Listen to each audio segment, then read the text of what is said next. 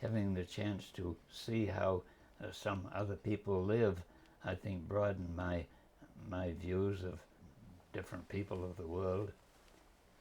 Just want to check the microphone here. That looks good. You're comfortable? I guess so. Okay.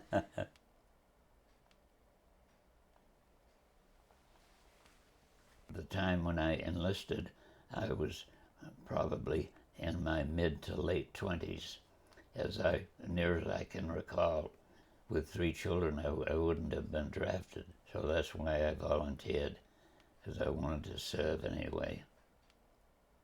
They were employing at the shipyard, employing a lot of women, because men were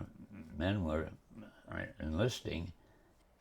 So that's what my wife Betty was hired for, was a welder. And part of her history of a welder at the shipyard. I spent the first 2 years in different training areas in the States before I went overseas. The war was in full force, and a lot of Japanese ships were in the Pacific, and it made it dangerous for a single ship. So from San Francisco, we went down to New Zealand to join a guided convoy of ships from New Zealand up to Manila Bay. There were a lot of pleasant days when you just lay out on deck and enjoy the sunshine, but there was always the thought of where we were going and why. We were told that we would be part of the land invasion of Japan, to be involved in the first attack. Wasn't a pleasant prospect, but anyway, while we were there in training was when we got word of the surrender. It was a complete surprise to us and to everybody when the bombs were dropped. The bomb was exploded above the city, and in the towering mushroom, Japan could read its doom. It was very welcome news. And then, of course, it was very closely followed by the surrender. To sign the instrument of surrender at the places indicated. The Japanese had brought this on themselves, and it was a sad thing that so many Japanese people had to be killed. But if that's what it took to stop the Japanese takeover of the world.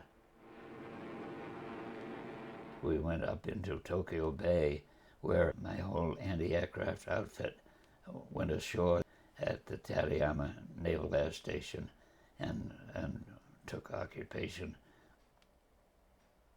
I got invited into a Japanese home. I take my shoes off and went in, trying to cope with the language barrier. Several children came into the room, and of course they were very curious to look at me and my gear and everything like that, and didn't seem to be too wary or frightened or anything.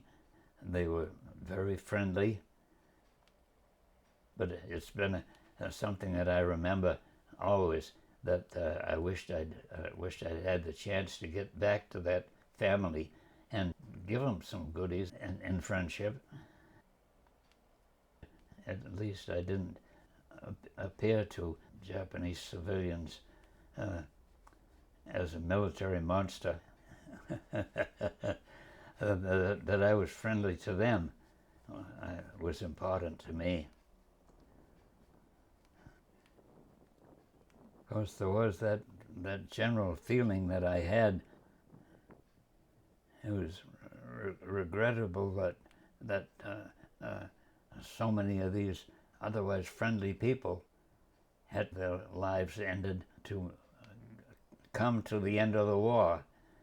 Oh, I've thought about that a lot, that these people who were innocent.